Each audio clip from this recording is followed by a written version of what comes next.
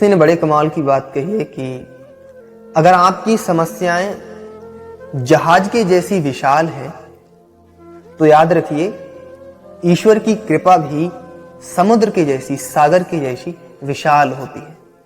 तो नमस्ते, मैं भुवनेश यादव और आप लोग देख रहे हैं हमारा YouTube channel I am Bhuvnesh Yadav. तो आप सभी का स्वागत है हमारे यूट्यूब चैनल में। अगर हमारे इस यूट्यूब चैनल को सब्सक्राइब नहीं किया हो तो प्लीज़ सब्सक्राइब एंड वीडियो को लाइक जरूर करना। तो दोस्तों, एक बड़ी सुंदर कहानी है, एक प्रसंग है।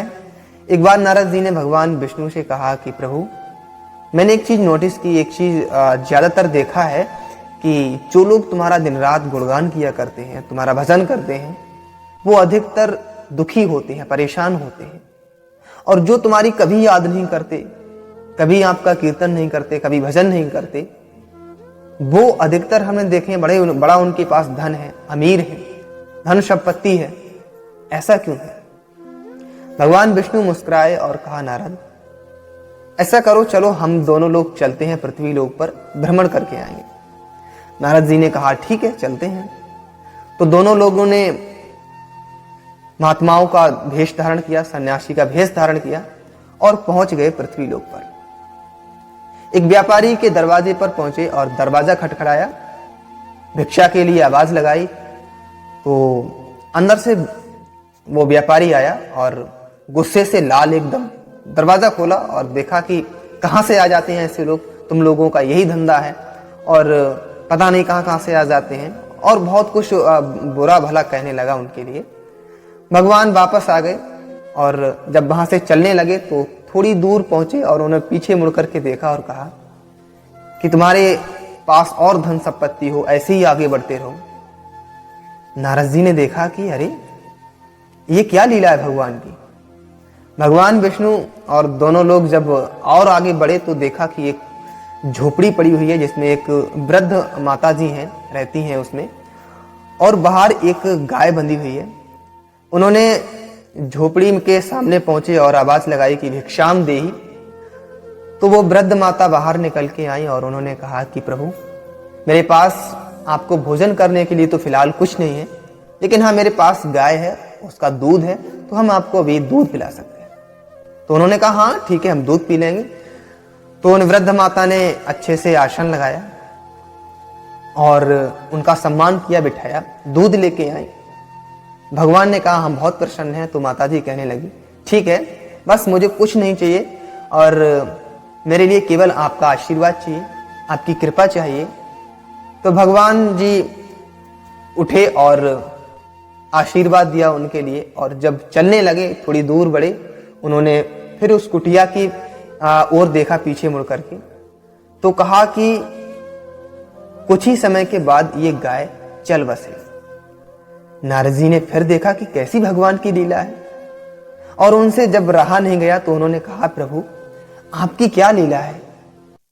जिस व्यापारी ने आपको इतना बुरा भला कहा, उसको आपने कहा कि उसका और व्यापार बढ़े और धन संपत्ति बढ़े, लेकिन इन माता श्री ने तो इतने प्रेम से हमको दूध पिलाया, हमारा सम्मान किया, तो उनको आप कह रहे हैं कि ये गाय चल बसे कुछ ही समय के बाद। भगवान मुस्कुराए और उन्होंने कहा कि तुम नहीं समझे कि मैंने ऐसा क्यों कहा। मैंने उस व्यापारी को कहा कि उसका व्यापार और बढ़ता रहे, उसके पास और धन संपत्ति है। उसको मैंने ऐसा क्यों कहा? क्योंकि उसका मन उसी में है, उसकी आसक्ति उसी में है, उसका लगाव उसी में है कि कैसे मैं आगे बढ़ूं, कैसे मेरा व्यापार बढ़े। जबकि जब उसका अंत समय आए तो उसके दिमाग में यही चले कि मेरे पास कैसे और धन हो, कैसे मैं आगे बढ़ूं। यही उसके अंदर सोच चलती रहे अंत समय में, जिससे कि अगली योनि में वह सर्प बने और तिजोरी के नीचे बैठा रहे। और माता जी के लिए मैंने इसलिए कहा क्योंकि इनकी आसक्ति, इनका मन इस गाय में है। क्योंकि अंत समय में जो जैसा स्मरण करता है वह वैसा ही बन जाता है। तो मैं नहीं चाहता कि जब इनका अंत समय आए तो इनकी आसक्ति इस गाय में ना हो, बल्कि मेरा ध्यान करती हो, ये मेरा गुणगान करती हो, जिससे कि इन्हें भगवत प्राप्ति हो जाए, भगवत धाम मिल जाए।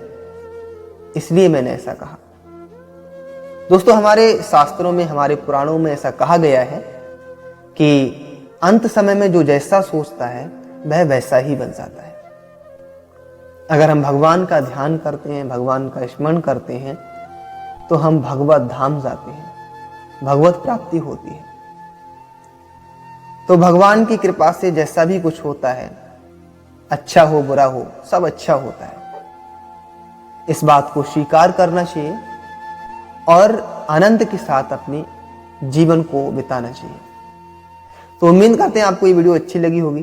अगर आपको ये वीडियो अच्छी लगी हो तो चैनल को सब्सक्राइब कर लेना, वीडियो को लाइक और शेयर जरूर करना। मिलते हैं ऐसी एक और वीडियो के साथ, तब तक के लिए जय श्री राधे, जय श्री कृष्ण।